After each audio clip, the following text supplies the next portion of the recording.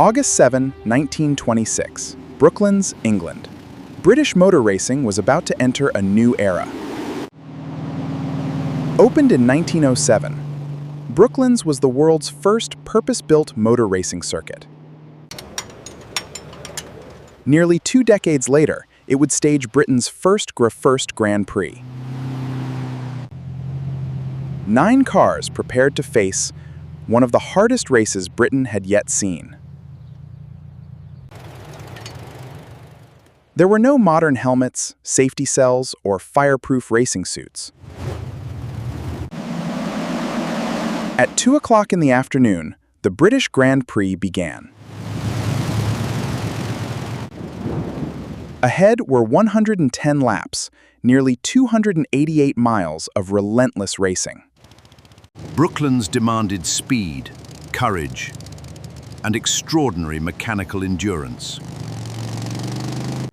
The driver sat surrounded by heat, noise, vibration, and exposed machinery. These cars could be extraordinarily fast. Keeping them running was another matter. By around 3:30, an Aston Martin was already out with engine trouble. Henry Segrave's Talbot showed remarkable speed and recorded the race's fastest lap.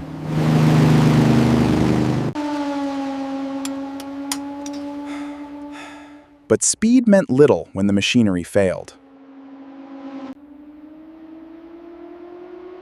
One by one, the field began to disappear. Then, the Delage drivers encountered an enemy more painful than mechanical failure. Extreme heat around the cockpit was scorching the driver's feet.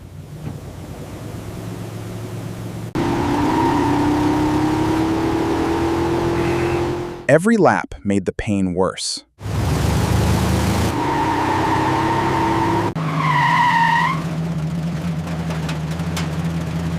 At the pits, cold water offered only temporary relief.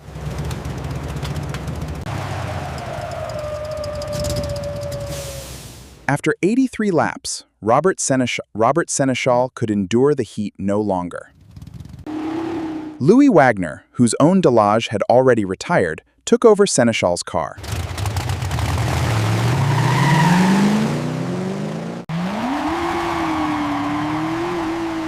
Together, Sénéchal and Wagner now had another chance at victory.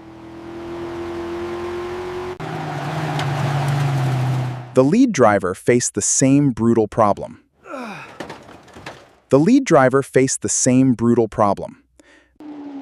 His replacement, André Dubonnet, entered the race wearing an ordinary blue lounge suit.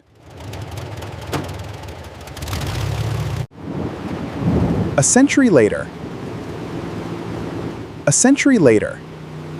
the image seems almost impossible. Of the 9 cars that started that afternoon, only 3 would finish.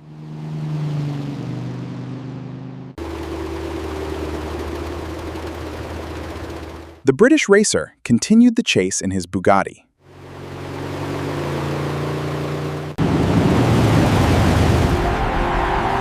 After 4 punishing hours, Wagner and Sénéchal's Delage crossed the line victorious. 9 started. 3 finished. And from that punishing afternoon at Brooklands began a British Grand Prix story that would endure for a century.